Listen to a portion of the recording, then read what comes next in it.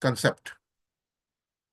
Now, coming to the actual section, that is section 44 AD, जो क्या बोलता है, एक्ट इसको कैसे कंसीव करता है, just have a look on that. Special provision of computing profit and gain of the business on the presumptive basis.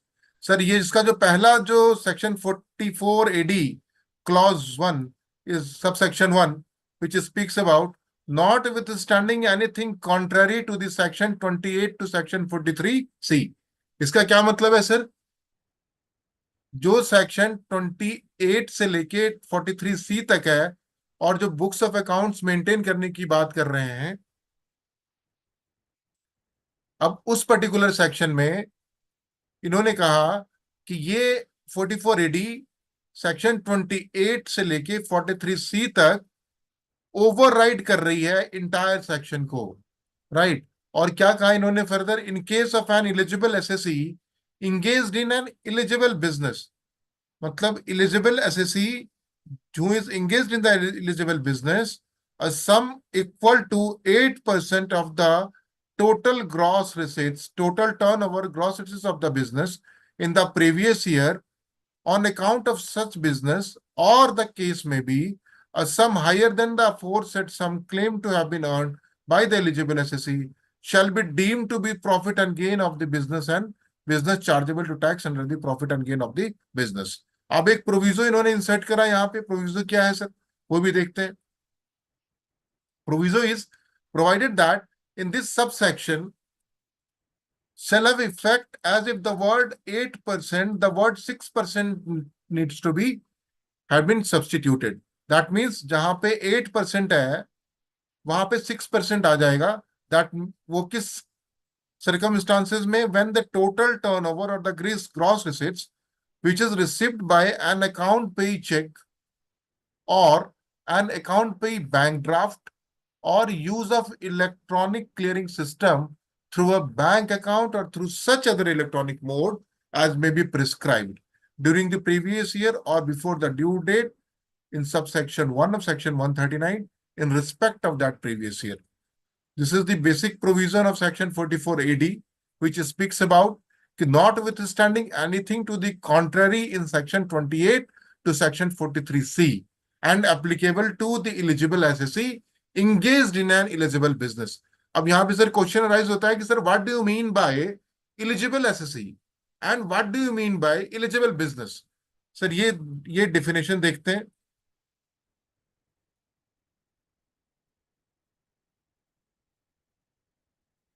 Eligible SSC means an individual. देखो sir यहाँ पे कौन कौन आएंगे. Individual, Hindu undivided family HUF, or a partnership firm who is, क्या very important point, who is resident. This is very important point. Eligible SSE, an individual, Hindu undivided family, or a partnership firm who is resident, but not a limited liability partnership firm. मतलब ये LLP की बात कर रहे हैं. LLP cannot adopt section 44 AD. It's very much clear. Who has not claimed deduction under section, or this section is also very important. Eligible SSE कौन? Eligible SSE वो जिसने section 10A, 10AA, 10B, 10BA or deduction, any provision of chapter 6A under the heading C has certain deduction in respect of certain income in the relevant assessment year.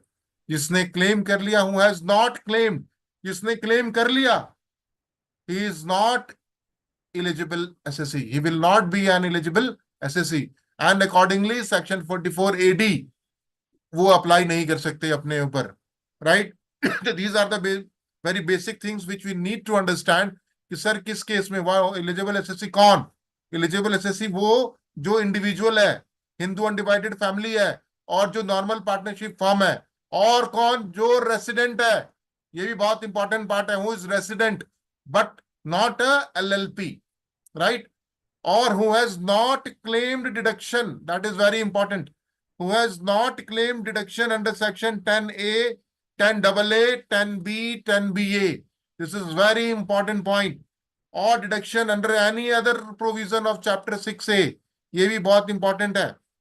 In that circumstances the he will not be an eligible assessee. Now coming to the eligible business, क्या बोला section 44 AD कैसे शुरू होता है sir? Notwithstanding anything contain to the section 28 to section 43 C in case of an eligible assessee. Eligible assessee हमने discuss किया, किसकी बात कर रहे हैं? Engaged in an eligible business. Sir वो कौन से बिजनेस हैं जिसमें सेक्शन 44 एडी एप्लीकेबल होगा? देखते हैं अब वो पर्टिकुलर पॉइंट।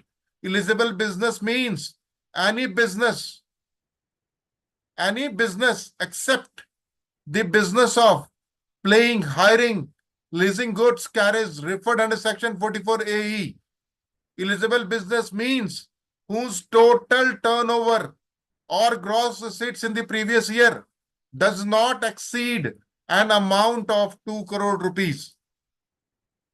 Eligible एसएससी का ये मतलब हुआ sir, right? Eligible eligible SSC ऊपर बताया, एलिजिबल बिजनेस का ये मतलब हुआ कि whose total turnover or gross receipts in the previous year does not exceed an amount of 2 crore rupees.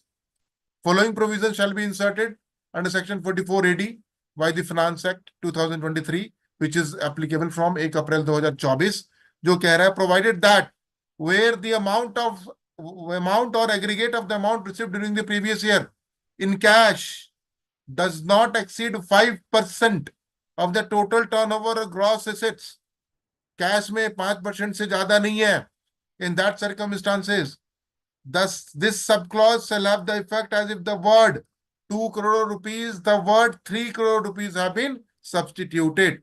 It's a very important line also for the financial year assessment year 2024-25. Provided further that for the purpose of first proviso, the receipt of the amount of the aggregate of the amount by a check drawn on a bank or a bank draft, which is not an account payee, shall be deemed to be receipt in cash. This is also very important, जहां पे बड़े confusion होते हैं sir. This is the basic provision of section 44 AD, which speaks about an eligible SSE. This particular section is applicable to an eligible SSE engaged in an eligible business. A sum equal to 8% of the total turnover or gross assets of the business in the previous year on account of such business, or as the case may be. A sum higher than the aforesaid sum claimed to have been earned by the eligible SSE shall be deemed to be the profit and gain of the business and profession. The word 6%, the 8% substituted 6% when there is banking channel ke through, when there is any payment which is moving through, then the rate of percentage shall be 6%. Sir क्या समझ में आ रहा है ये particular section देख के कि this section is an overriding section to section 28 to section 43 C. Section 28 अगर याद करें सर, तो section 28 is a charging section, जो बोलता है कि where there is any income arises from the business carried on by the SSE during the previous year, that business income shall be chargeable to tax as per the provision of section 28. और 44 AD कह रहा है कि जी नहीं, हम उस particular section 28 को override कर रहे हैं। आप इस पर्टिकुलर 44 AD में अगर आप आ रहे हैं तो आपको ये कंडीशंस फुलफिल करने पड़ेंगे। Now coming to section 44 AD2 sir, AD2 क्या कहता है? Sub section 2। Any question for 44 AD here? Sir ऐसा है, एक एग्जांपल लेता हूँ, जैसे मेरी 80 लाख की टर्नओवर है, उसमें से मुझे ये नहीं पता, कुछ मेरी चेक से भी आई हुई है, कुछ मेरी कैश में भी है, तो मैं उसमें सारी पे ऊपर 8% ले सकता हूँ? नहीं नहीं, अलग अलग सेक्शन है। कैसे सर? सर देखो क्या है, जब आप रिटर्न भरते हो ना, जी। तो वहां पे जब आप 44 AD आप ऑप्ट करते हो, तो जी। आपसे कैटेगोरिकली पूछा जाता है कि आपका रिसिट फ्रॉम कैश कितना है and receipt from other than cash कितना है। जी। तो वहां पे आपको बाइफरकेट करके देना ही पड़ता है। और सर ये तो आपके बैंक में जब आप अपना बुक्स ऑफ अकाउंट्स नहीं मेंटेन कर रहे होंगे, अगर आप 44 AD में जा रहे हैं, तो जी। आपको कैश की रिसिट कहाँ से आ रही है? उसका अगर देखिए आप जीएसटी में भी तो रजिस्टर्ड होंगे ना सर, जी, जी, क्योंकि जी। 20 लाख से ऊपर के अगर हैं, कोई भी जी। सेल अगर आप कर रहे हैं, तो वहां पे भी अगर आपका इनवाइस तो आपने रेज कराई होगा ना उसका। जनरली मतलब क्या है, क्लाइंट का से पता नहीं चलता कौन कौन सी कितनी है, तो एस्टिमेट ही लगाना पड़ता है, इतनी कैश में दिखा दो, इतनी चेक से दिखा सर दो। मैं तो ये बोलूंगा कि जब आप 44 AD में ऑप्ट कर रहे हैं तो वहां पे इंफॉर्मेशन करेक्ट डालिए कि बैंक से कितना रिसिट आया है, वो तो बैंक अकाउंट से मिल जाएगा आपको। ठीक ठीक है सर, ठीक है, okay, total thank you. Revenue minus collection from bank, okay, collection in bank, okay जो सर। डिफरेंस बच गया, दैट डिफरेंस में दो डिफरेंसेस होंगे। एक वो वाले डिफरेंसेस जो डिफरेंसेस आपको रिसिट हो गए, एक वो वाले डिफरेंसेस जो आउटस्टैंडिंग खड़े हैं, जो आए जी। नहीं। अब जो रिसिट हुए that would became your cash receipts और आपके पास, जो राइट। जी सर, जो 5% कैश वाली जो है वो सर, उसमें वो कैपिटल अकाउंट के कैश कंसिडर करी जाएगी, या मतलब है जो अपनी सेल सर में यहाँ पे अकाउंट। तीन चीजें की बात ये करते हैं ऑलवेज, योर टोटल टर्नओवर और ग्रॉस रिसिट्स, जी। जो रेवेन्यू नेचर का है, जो आपका इनकम क्रिएट कर रहा है, ओके, ओके। राइट सर, ये उसकी बात करते हैं। तो 5% कैपिटल अकाउंट में नहीं देखना हमने। नहीं, 5% कैपिटल अकाउंट, 5% आपको देखना है कि आपका total receipt okay, okay, okay, right and sir. Total payment, दोनों की बात वो कर रहे हैं। Right sir, thank you sir, ठीक है। Thank you. Now any other query sir? It's okay. Sir Rakesh babu कुछ सवाल पूछे जा रहे थे, उन्होंने अनम्यूट किया था। राकेश भाई, राकेश गर्ग जी आगरा।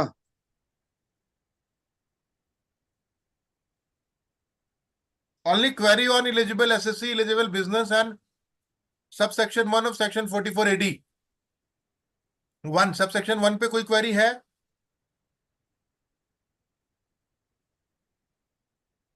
सर आई राकेश भाई, होप। राकेश भाई अपने अनम्यूट कर लीजिए, राकेश बाबू आगरा। अरे बात क्वेश्चन सर ये आया था।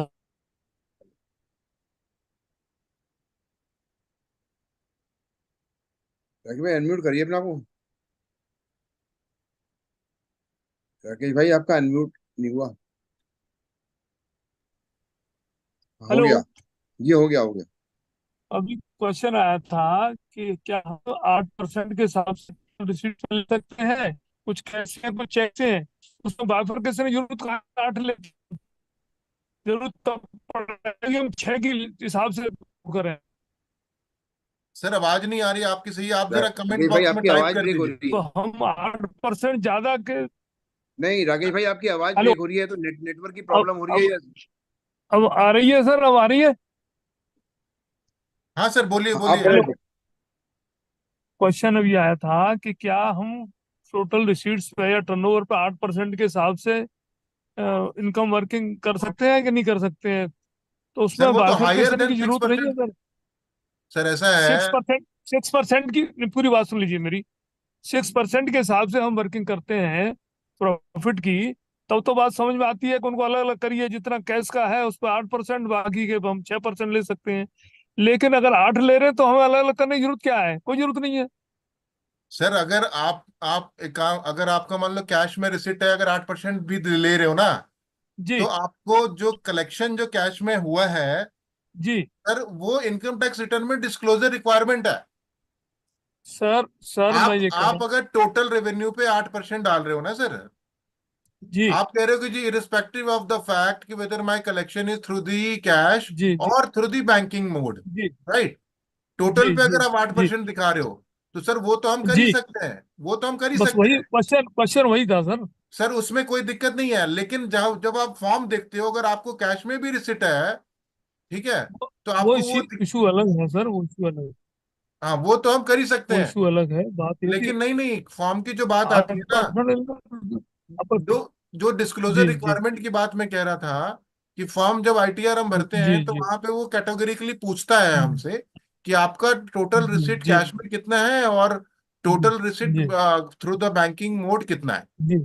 राइट। आप जी। 8% की जगह 10 भी दिखाओ, 12 भी दिखाओ, that could be no done, उसमें प्रॉब्लम, नो कोई दिक्कत problem, no problem. No problem. बिल्कुल क्वेश्चन है। जी। जी, थैंक यू। संतोष दुबे जी सागर। संतोष दुबे जी सागर अपने को अनम्यूट करिए।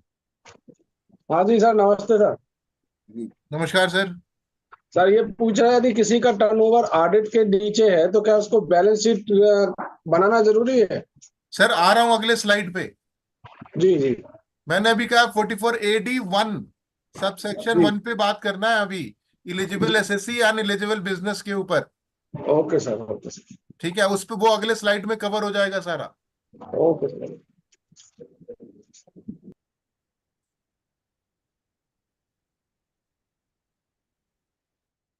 बढ़े सर?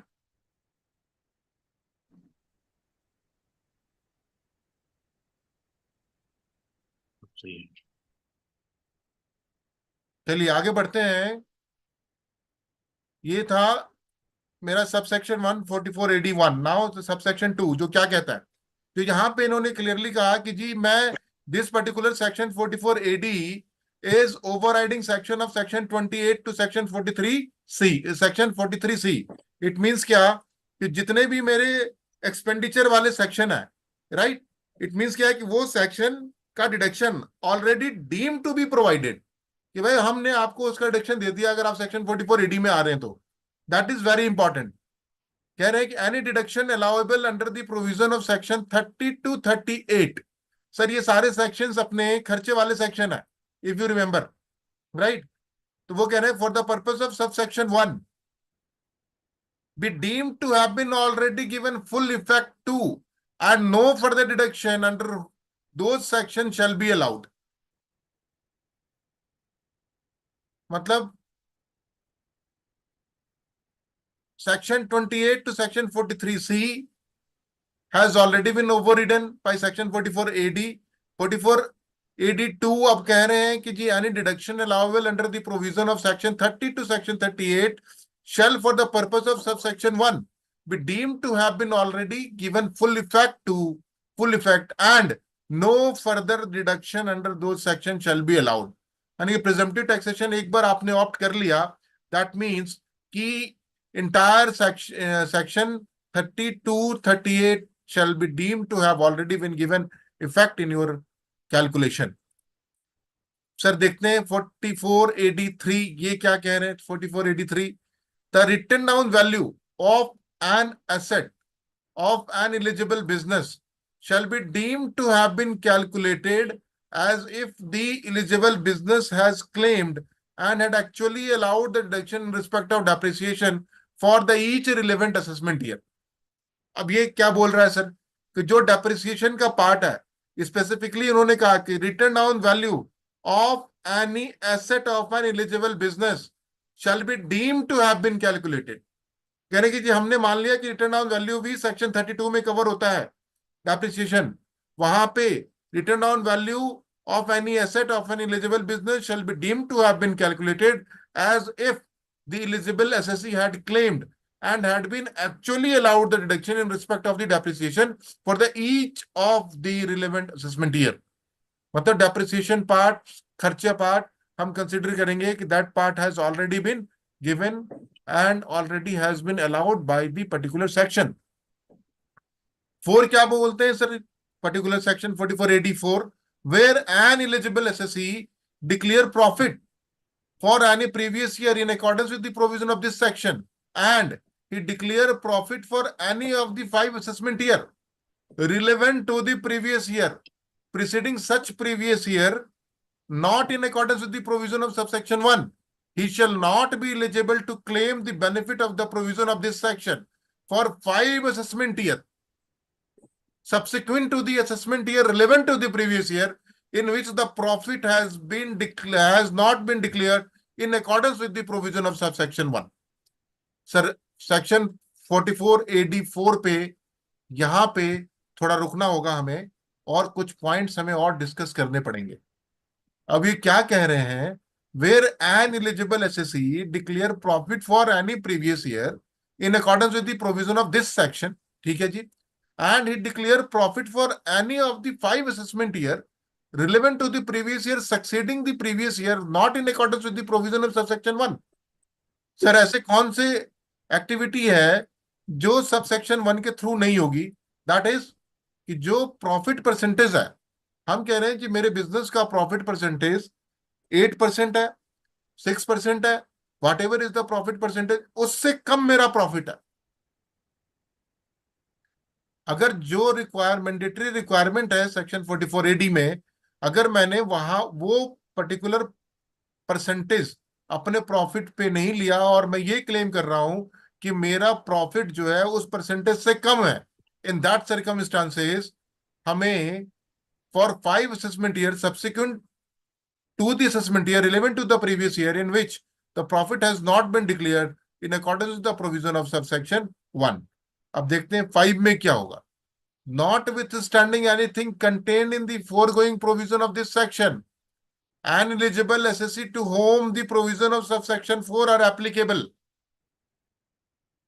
बहुत important point, and whose total income exceeds the maximum amount which is not chargeable to income tax, shall be required to keep and maintain such books of account and other document as required by section 44AA of subsection 2, and get them audited and furnish a report of such audit as required under section 44AB.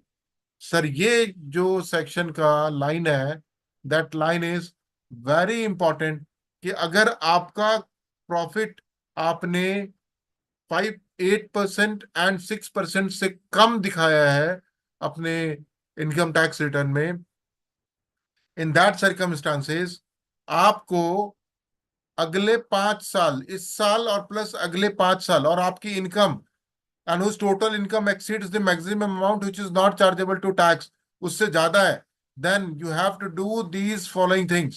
Shall be required to keep and maintain such books of accounts. Shall be required to keep and maintain. Sir आपको अपने books of accounts maintain भी करने हैं और उसको keep भी करना है. एंड अदर डॉक्यूमेंट्स और all other documents as required under sub section 2 of section 44AA and get them audited and furnish a audit report. मतलब आपको ऑडिट भी कराना है और furnish a report of such audit as required under section 44AB. This is the very important 44AD4 and 44AD5. These two sections are very important sections in terms of presumptive taxation. 44AD6 क्या बोलता है sir? अभी एक query आई थी ऊपर यहाँ पे, वहां पे वो वाले उस क्वेरी का आंसर यहाँ पे हो जाएगा शायद. The provision of this section notwithstanding anything contained in the foregoing provision shall not apply to, मतलब कह रहे हैं कि जो section 44AD shall not apply to a person carrying on the business, carrying on a profession as referred to in subsection 1 of section 44AA, और a person earning income in the nature of commission on brokerage. किसी ने question किया था कि LIC commission किसी को मिलता है, क्या उस पे सेक्शन 44AD एप्लीकेबल होगा? सर उसका आपका आंसर यहाँ पे है. A person carrying on any agency business, कोई एजेंसी बिजनेस कर रहा है, in that circumstances whether section 44AD will be applicable और नॉट. Sir that would not be applicable since 44AD6 restrict this. Now the next clause is explanation for the releasable SSE. Now sir, this is the point that we discussed. Any query on this 44AD entire section and the tax audit requirement? Sir 44AD में एक सवाल आ रहा है sir. हाँ sir बताओ. Sir उसका ये आ रहा है कि जैसे अभी आपने बताया कि 5 साल तक आपको वही प्रॉफिट मेंटेन करना पड़ेगा जो प्रॉफिट आप एक बार डिक्लेयर कर सके हैं जी. तो जब 5 साल पूरे हो जाएंगे तो फिर उसके 5 साल फिर 5 साल वहां से स्टार्ट हो जाएंगे लास्ट. सर देखो ना, इन्होंने क्लियरली मेंशन किया है, आपने सेक्शन 44AD आपने अप्लाई किया जी सर. ठीक है, एक साल आपने 8% 6% ऊपर से प्रॉफिट बता दिया, ठीक है जी. अब अगले साल क्या सिचुएशन क्रिएट हुआ कि जी प्रॉफिट बढ़ गया बहुत ज्यादा. अब 8% प्रॉफिट भी इतना ज्यादा हो रहा है कि सर उसके ऊपर टैक्स लायबिलिटी बहुत ज्यादा आ रही है. जी. ठीक है ना, तो लोग क्या करते हैं जी हम तो प्रॉफिट कम दिखाएंगे, परसेंटेज कम कर देते हैं. The moment you reduce the profit percentage, दो चीजें एप्लीकेबल हो गई सर वहां पे. एक तो वो वाला साल और उससे आगे वाला साल, उससे आगे 5 साल. जिस साल आपने कम करा प्रॉफिट, एक वो वाला साल और उससे अगले 5 साल. ये देखिए क्या कह रहे हैं, where an eligible assessee declare profit for any previous year in accordance with the provision of this section and declare profit for any of the 5 assessment year relevant to the previous year किसी भी साल में, not in accordance with the provision of subsection 1, he shall not be eligible to claim the benefit of this provision for the 5 assessment year subsequent to the assessment year relevant to the previous year.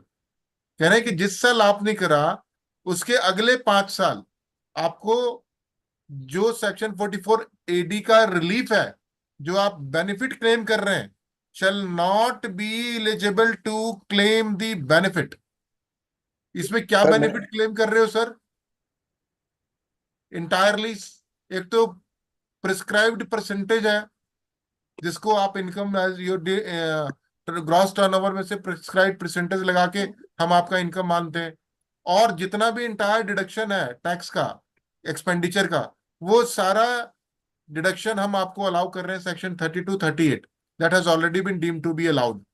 अब क्या कह रहे हैं कि जैसे ही the moment आपने section 44 AD sub clause 1 को ओवर रूल किया, आपका जितना भी you shall not be eligible to claim the benefit, ये लाइन बहुत इंपॉर्टेंट है. पहले तो you shall not be eligible to claim the benefit, पहले इस चीज को समझिए सर. कितने पीरियड तक के लिए मैं एलिजिबल नहीं हूं? For 5 assessment year subsequent to the assessment year relevant to the previous year. जिस साल करा है उस साल, और 5 साल उससे आगे. 5 साल उससे आगे. जब 5 साल वो खत्म होंगे फिर वही 5 साल फिर लागू हो जाएंगे आगे. नहीं सर, 5 साल तो आपको करना ही है, 5 साल तो ऑडिट कराना ही है. फिर आपको, आपने एक ही साल आपने ओवररूल करोगे ना आप जी. एक साल जैसे ही आपने ओवररूल करा, आपके ऊपर ये प्रोविजन एप्लीकेबल हो गया. 44 AD 4 एप्लीकेबल हो गया सर. जैसे ही 44 AD applicable, 44 AD subsection 4 applicable होगा, वैसे ही 44 AD 5 एप्लीकेबल हो जाएगा. सर जैसे मान लीजिए कोई आदमी 44 AD में अपना मजदूरी काम करता है, 100% अगर प्रॉफिट दिखाता है, वो 100% मजदूरी 100% प्रॉफिट में लेके जाता है जी. अब 2 साल करने हैं, 3 साल 4 साल से कर रहा है, वो 100% दिखा रहा है. अब मान लीजिए वो ट्रेडिंग स्टार्ट कर रहा है, उसके बाद जी मोड ऑफ उसने बिजनेस चेंज कर दिया. आपने खाली मजदूरी कर रहा था, 100% में जो मजदूरी मिलती थी वो 100% प्रॉफिट दिखा रहा था. अब उसको अब उसने स्टार्ट किया बिजनेस जी, वो ट्रेडिंग स्टार्ट करी, वहां प्रॉफिट जो है वो कम होगा. 100% तो होने का नहीं, वहां तो सेल परचेज है, खर्चे भी है इसमें. तो मान लीजिए 8% हुआ है, 9% हुआ, 7% हुआ, वो कैसे करेगा जिसको? वो हमें फिर 100 दिखाना पड़ेगा उसको. सर एक्चुअली प्रोविजन क्या कहता है कि आपका मिनिमम प्रॉफिट परसेंटेज जो है, राइट, आपका मिनिमम प्रॉफिट परसेंटेज कितना होना चाहिए? 8% एंड 6% जी. And the such higher profit जो आप डिक्लेयर कर रहे हैं,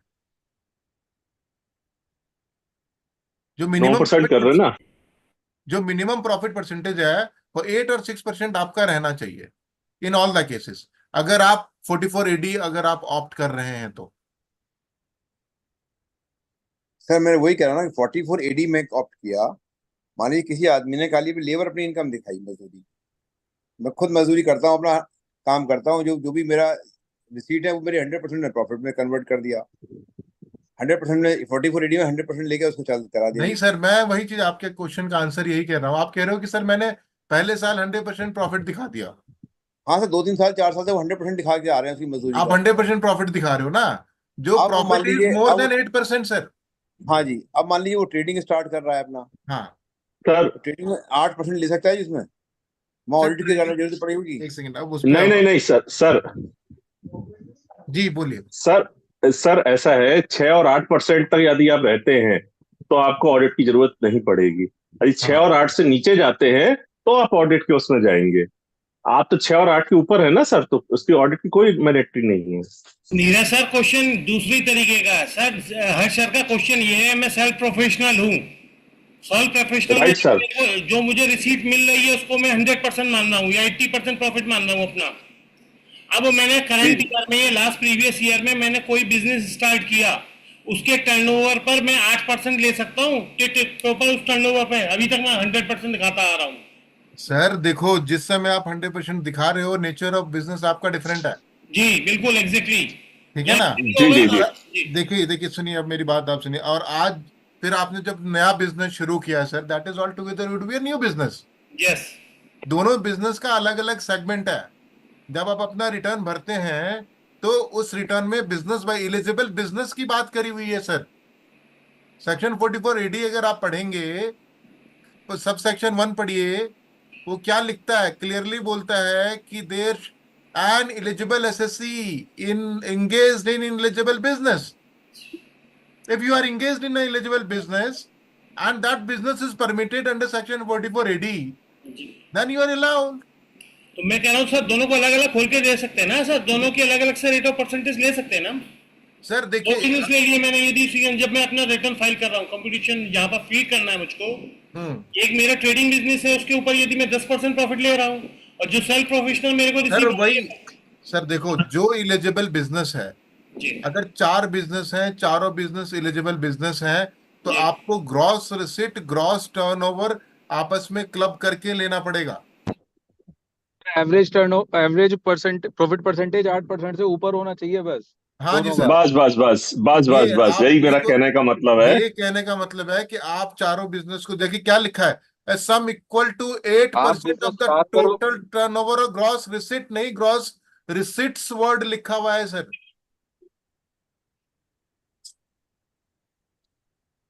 शिव गोपाल जी कुछ करना चाह रहे हैं?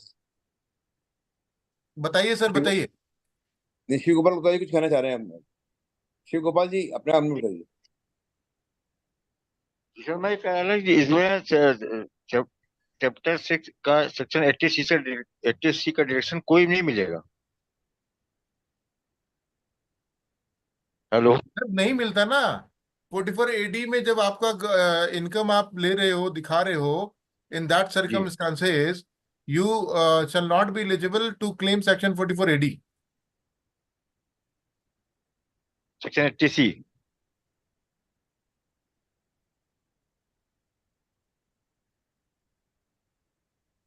Sir section hello. 80C। हाँ पंकज जी सर, सर। इनका हाँ क्वेश्चन ये है कि हाँ अगर मैं हाँ 44AD में अपना दिखा रहा हूँ सोर्स ऑफ इनकम, हाँ हाँ।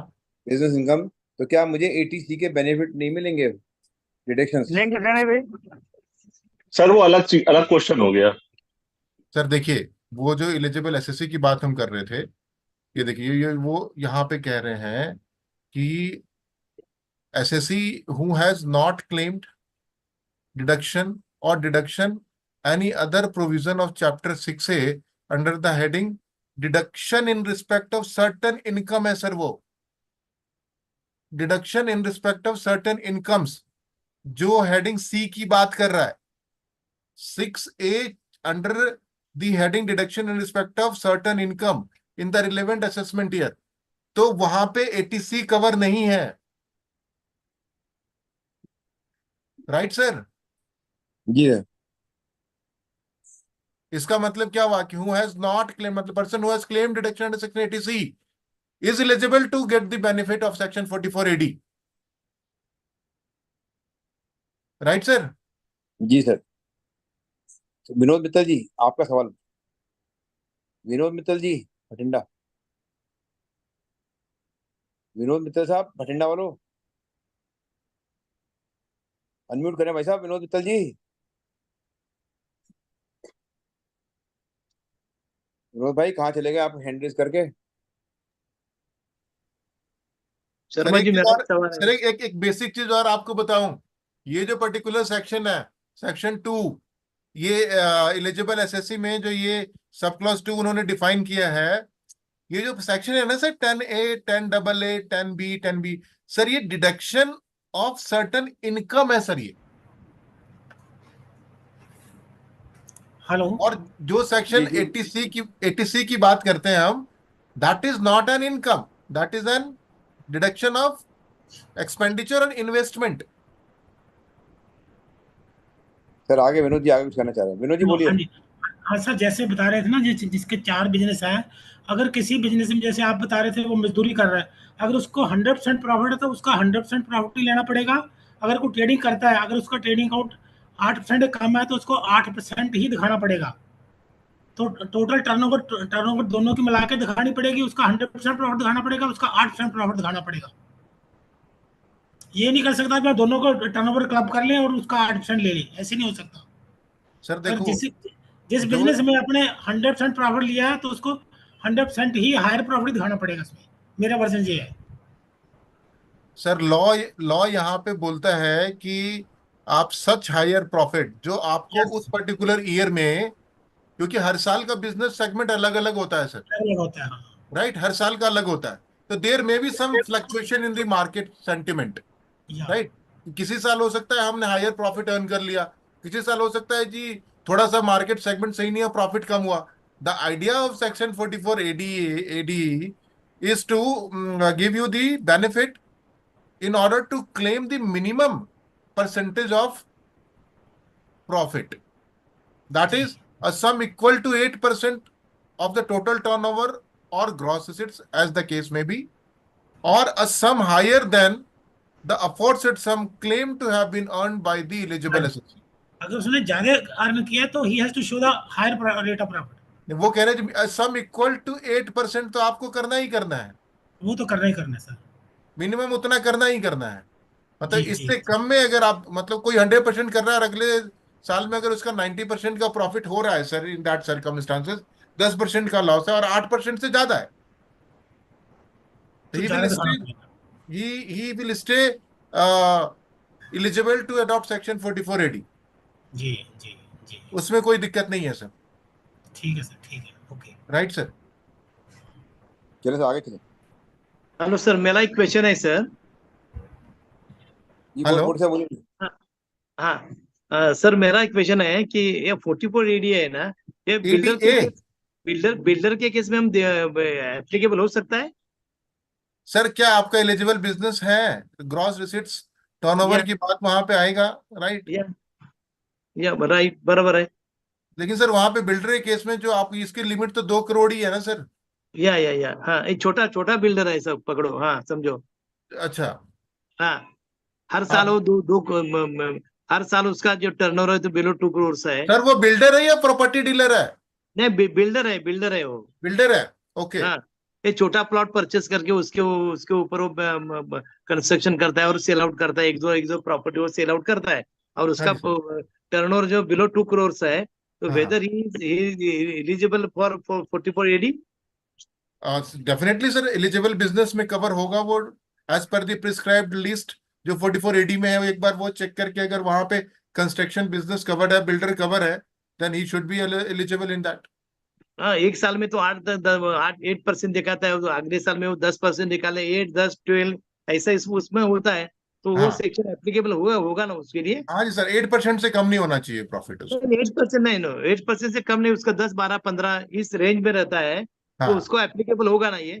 हाँ, उसमें कर सकता, कोई दिक्कत नहीं है okay okay sir, okay sir. कहीं पे लेकिन आज सच। आपने नहीं, लेकिन सर आपने बोला कि ये 44 एडी में जो भी हम इनकम दिखा रहे हैं, उसके उसमें वो एटीसी का डिडक्शन नहीं मिलने वाला उसको? नहीं, कहाँ बोला मैंने ऐसा? मिल सकता है ना एटीसी सर का? वो जो डिसअलाउ किया हुआ है वो इनकम की बात कर रहे हैं, हाँ हाँ हाँ हाँ इनकम हाँ। की बात कर रहे हैं। मैं दोबारा आपको दिखाता हूँ। यस सर, यस सर, हाँ, just have a look on this.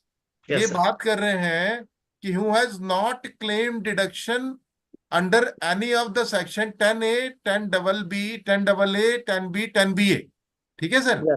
हाँ, और deduction under any provision of chapter 6A under the heading of C बोलता है deduction in respect of certain income.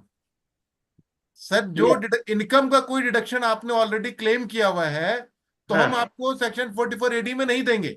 अच्छा अच्छा अच्छा, हाँ ये हाँ कहने का मतलब है जो हाँ, सेक्शन 80C है वो 80C इन्वेस्टमेंट है, बराबर, सही है, राइट, हाँ हाँ ठीक है ना। अगर आप हाँ बोलोगे 80C में 1.5 लाख रुपए का मैंने पेंशन प्रोग्राम ले लिया है कोई, तो हाँ, उसके डिडक्शन में तो you would be eligible under section 44 AD, बराबर, right sir. This is very much clear. Deduction of income under any other section, okay okay okay that is okay section 10A, 10AA, 10B, 10B, ये बात ये कह रहे हैं।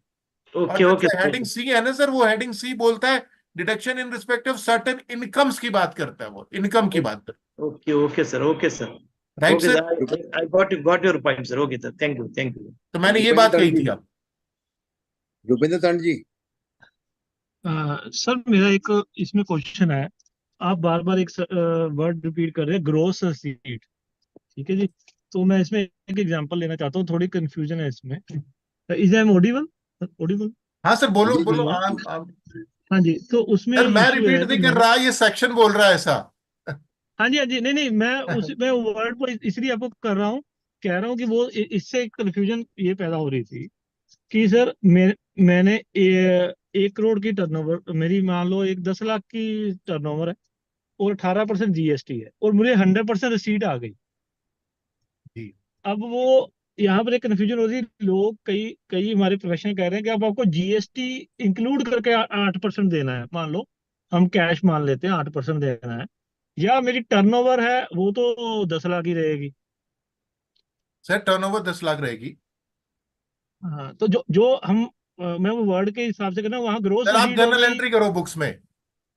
Sir आप journal entry ठीक है करो जी। बुक्स में। आप जब इनवाइस रेज करते हो, राइट, हाँ तो जी, आप अपने बुक्स में क्या एंट्री करते हो? नहीं पार्ट टर्नओवर के लिए तो मैं क्लियर हूँ सर, ग्रोस रिसीट के लिए कह रहा हूँ। Sir gross receipt, gross. हाँ ग्रॉस रिसिप्ट्स में भी जो टैक्स पोर्शन है, इनकम, ये इनडायरेक्टली इनकम के ऊपर बात कर रहे हैं सर। आपका रिसिट एंड हाँ, ग्रॉस रिसिप्ट्स, ये दोनों चीजें, जो रिसिट आपको ठीक है रिसीव जी। हुई है, दैट डजंट मीन्स कि जो आप कह रहे हो कि जी बैंक में मेरे इतना कलेक्शन आया है, हाँ जी हाँ जी। आप यही कहना चाह रहे हो ना? सर बैंक हाँ, बैंक वो बैंक राइट, में जो ये एक इशू बैंक में जो बार बार आ कलेक्शन जाता आया है है ना। सर, आप देखोगे बैंक में जो कलेक्शन आया है, उस कलेक्शन में हाँ जी, टीडीएस कट के वो आता होगा। हाँ टीडीएस कट के भी आता है जी कई बार, बिल्कुल जी। हाँ, टीडीएस कट के आता है, तो इसका मतलब क्या टीडीएस जो कट गया वो इनकम का पार्ट नहीं बनेगा? बिल्कुल सर, बिल्कुल जी, बनेगा जी। तब आप बोलोगे कि जो जीएसटी में ले लूंगा उधर टीडीएस छोड़ दूंगा, वो नहीं। सर कोई भी टैक्सेशन जो होता है, taxation is on the basis of accounting principle also, जो सेक्शन बिल्कुल 145A of income tax act है। अकाउंटिंग बिल्कुल, प्रिंसिपल को हम 145 ए ओवररूल की नहीं कर सकते ना। और हाँ जी, सीबीडीटी का सर्कुलर भी है इसके ऊपर। ठीक है जी। नहीं, इसको सर क्लैरिटी आई हुई सीबीडीटी की कि हाँ जी वो सर, है, क्लैरिटी है इस पे, एक बार बस ग्रॉस सर्कुलर आप रिसिप्ट्स पे। और सर्टिफिकेट। हमारे इंस्टीट्यूट का गाइडलाइन भी है ग्रॉस रिसिप्ट्स में क्या सारी चीजें कवर होंगी। ठीक है। इंस्टीट्यूट का तो ठीक है, इंस्टीट्यूट का तो ठीक है सर, टर्नओवर पर ऑडिट ऑडिट मैन्यू उन्होंने दिया हुआ गाइडलाइन, हाँ हाँ। या इसी और इसमें 44AD उसके में बाद कंफ्यूजन रहती है। अभी 2000 क्या कहते हैं, अभी पिछला जो गाइडेंस नोट आया है टैक्स ऑडिट का, उसमें भी हाँ क्लियरली जी मेंशन्ड है, ग्रॉस रिसीट, टर्नओवर एंड ये gross sales, total turnover, okay. Gross sales and gross receipts is clearly set कि हाँ जी, इसमें से जो टैक्स का पार्ट रहेगा जनरली, दैट हाँ जी treatment of the tax portion would be done हाँ जी। Considering the tax element only.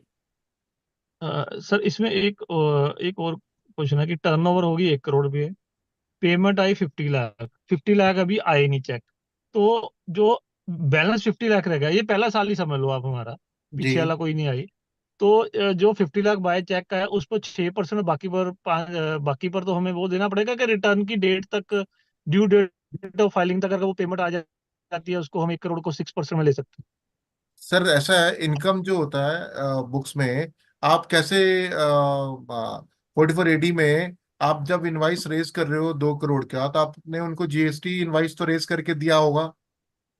हाँ जी हाँ जी सर अगर आपने जीएसटी उस पे लगा के रेज करा हुआ है, तो इरिस्पेक्टिव ऑफ द फैक्ट कि आपका पैसा 50 लाख आया और 50 लाख नहीं आया, हाँ जी हाँ जी। ठीक है, तो आपको 1 करोड़ के ऊपर इनकम लेना पड़ेगा सर।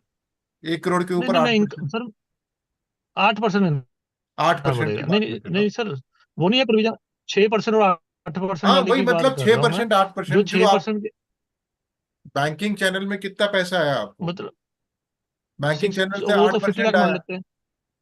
हाँ हाँ जी हाँ जी जी, सर। 50 लाख आ गया, 50 लाख आ गया, तो वो बाकी अभी बाकी अब रिसीवेबल है, वो आया पर मान लो 31 जुलाई बंदे की रिटर्न थी, 31 जुलाई से पहले पहले आ गया, हम्म। तो वो फिर अगले साल में कंसीडर सर होगा, बिजनेस तो वो आपका उसका उस टर्नओवर पर में आठ आएगा परसेंट ना। देना पड़ेगा। सर यहाँ पे बिजनेस तो आपका टर्नओवर में आएगा ना, जब आप जीएसटी के लिए इनवाइस रेज कर रहे हो, तो आपको टोटल टर्नओवर पे रिसीट दिखाना पड़ेगा ना उसमें। सर मैं शायद क्वेश्चन सही नहीं बता पा रहा हूँ। हम रिटर्न भर रहे हैं, रिटर्न में 2 कॉलम सर है, एनी अदर मोड और थ्रू बैंकिंग चैनल, करूँ ठीक थोड़ा है जी। सा। सर मैं हेलो। बीच में इंटरप्ट करूँ थोड़ा सा। हाँ जी हाँ जी, प्लीज प्लीज। सर मैं ये कह रहा हूँ कि अगर आपकी रिटर्न भरने से पहले बुक्स क्लियर हो गई और रिसीवेबल आपको सारा का सारा बैंक में आ गया, तो आप 6% दिखाइए, काम हाँ खत्म। जी, हाँ जी। अगर आपका रिटर्न भरने से पहले हाँ 31 जुलाई से पहले 50 लाख की बैंक में रिसीव हुई है और 50 लाख की आपको रिसीव ही नहीं हुई, रिसीवेबल कर, तो वो आपको नॉन बैंकिंग चैनल से ही मानना पड़ेगा। उसको आप बैंकिंग आठ चैनल से मान नहीं सकते हैं, क्योंकि वो आपका तो इसमें रिसीवेबल कर। वो ड्यू डेट वाला भी, हाँ वो भी सर सर्कुलर आया हुआ कोई इनका क्लैरिफिकेशन आई है सर? हाँ जी, इसमें देखिए अल्टीमेट यहाँ पे क्या कहने का मतलब है कि 6% एंड 8% इज द रेट। जो हाँ रिसीव जी, हो गया दैट इज कंफर्म्ड क्या आ गया। हाँ लेकिन हाँ जी, हाँ आपने जी। आपने टोटल रेवेन्यू कितने का रेस किया पूरे साल में, that is your turnover, yes sir. That has to be taxed. और उसको आपको लेके जाना है ग्रॉस रिसिप्ट में, उसमें टर्नओवर में आपका जो टोटल टर्नओवर तो वो पोर्शन हो जाएगा ना आपका। हाँ जी सर, टर्नओवर ये ओके, 1 करोड़ हो गया, 50 लाख इसी सर फाइनेंशियल में 50 है, लाख जब 50 लाख ड्यू बैंक डेट में से आ पहले गया आ है, गया। हाँ जो 50 लाख बैंक में हाँ आ जी, गया है तो उस पे तो छह वो परसेंट तो आप दे वो दे तो रहे हो ना। 6% पे चल। हाँ ठीक जी, है। जो 50 लाख फाइनेंशियल ईयर के बाद ड्यू डेट से पहले आया, ड्यू डेट वाली कोई क्लैरिफिकेशन है सर कि नहीं, वो उस पर 8% ही देना पड़ेगा? सर उस पे तो अभी तक एज सच ऐसा नहीं है कोई क्लैरिफिकेशन। ऐसी क्लैरिफिकेशन नहीं है, मतलब उस पर आप कह रहे हैं कि जो 50 लाख रह गया फाइनेंशियल ईयर के बीच बीच में नहीं आया, तो जी उस पर 8% ही देना पड़ेगा? हाँ जी, उस पर 50 लाख के ऊपर आप बैंकिंग चैनल में रिसीव नहीं हुआ तो 8% ही जाएगा ना सर। हाँ ठीक है सर। पर वो 31 जुलाई तक से पहले पहले आ गया, थ्रू बैंकिंग चैनल आ गया, पर वो 8% तब भी हमें देना ही पड़ेगा। हाँ जी सर, हाँ जी, हाँ जी। 31 जुलाई ओके, से Pankaj ji, due thank date, you. Sir due date sir of filing Pankaj है। जी, एक क्वेश्चन कर सकता हूँ? हाँ सर प्लीज। सर ये पूछ रहा हूँ, जो अभी सर का क्वेश्चन चल रहा था उसमें सर ये है कि जैसे कि हमारा जिस डिपार्टमेंट से थ्रू बैंकिंग पेमेंट होता है, कैश जी मोड में होता ही नहीं है, और वो उसी का 50% हमें मिल गया है, और 50 बैलेंसिंग भी हमें आना तो बैंकिंग के थ्रू ही है ना, पहले से ही डिक्लेयर्ड है कि वो हमको आरटीजीएस के थ्रू देंगे पेमेंट। सर आपको तो उस कंफर्म है कि केस में, जो गवर्नमेंट की कंपनीज होती हैं, जी जी, उसी की बात कर रहा हूँ। हाँ गवर्नमेंट की कंपनी जिनका पैसा डेफर हो जाता है, अगले साल चला जाता है, इन जी दैट जी जी सर्कमस्टांसेस सर ये और जी। डिपेंड करता है कि आपने अपने यहाँ इनवाइस रेज कर लिया हुआ है और हाँ आप कर उसको, लिया सर। हाँ इनवाइस कर लिया, इनकम हो गया, तो सर वो रिसिट पे जब जाते हैं ना, ये फैक्चुअल बेसिस पे जाते हैं। दो जी परसेंट का मार्जिन ऑलवेज रहता है सर जी। इन दैट सर्कमस्टांसेस, तो क्योंकि उस पे आप, सर 6 पे कैलकुलेशन करेंगे कि 8 पे, वो थोड़ा सा क्लियर कर दीजिए। सर देखिए जो वही अपने आप को सेफर साइड में रखने के लिए सर, क्योंकि रिसिट नहीं आया हुआ है, और हम्म। अगर आपने जितना रिसिट है उसके ऊपर आप 6% में डाल दो, सर और जो, हमारे पास सर एग्रीमेंट है, एग्रीमेंट पे लिखा है mode of payment of through RTGS. Sir अब एक बात ये भी है ना कि mode of payment should be through RTGS, लेकिन अभी यस। जब आप इस साल में वो करोगे और बताओगे कि मेरा पैसा नहीं, बैंक में नहीं आया है, जब वो क्रॉस वेरीफाई करेंगे आपके बैंक से रिसिट को, जो 6% जी। इन्होंने कम क्यों लिया है, वहां पे बैलेंस फिर मैच नहीं करेगा उससे। ओके। वहां पे बैलेंस आपका जो है वो डिफरेंस मारेगा। In that circumstances they can raise a question कि sir there is not a receipt जहां पे आप इसको कंसीडर कर रहे हो। तो it's matter to substantiate the fact actually, right. Okay okay ठीक है sir. Okay sir. Now any other query? नहीं सर, चले सर, अब आगे चले। हेलो, क्या हो गया सर? सर आगे सर चले सर, आगे जी। चले सर। आगे चले सर। हाँ आगे जी जी सर। सर जी। एक चैट में भी एक क्वेश्चन आया है, अच्छा वो चैट में दो क्वेश्चन आए हुए थे। जो ये लिखा हुआ था, एक क्वेश्चन था संजय माकोडा जी का, जिन्होंने लिखा है LIC agent not covered 44 AD और ADA, no books maintained. Sir section 28 में क्लियरली 44 AD में क्लियरली मेंशन करा हुआ है, जो मैंने आपको सबसे पहले बताया था 44 AD 6, कि यहाँ पे commission and brokerage income is not covered under section 44 AD 6, right sir. एक ये सेक्शन है सर, इसमें section 44 AD 4 and AD 5, this is clear sir. जी सर। ओके, नाउ अब इसका सिमिलर क्वेश्चन मैं आगे, सिमिलर सेक्शन है, थोड़ा इसी से मिलता जुलता, ये तो बिजनेस के लिए था। यहाँ पे एक चीज आपने देखा सर इस पर्टिकुलर सेक्शन में, प्रोफेशनल वर्ड कहीं पे कवर नहीं किया हुआ है इलिजिबल बिजनेस में. It's only eligible for the business. मतलब 44AD is not eligible for profession. Right sir? Section 44AD, an eligible SSC engaged in an eligible business. ये eligible business की बात कर रहे हैं. Now coming to Section 44ADA.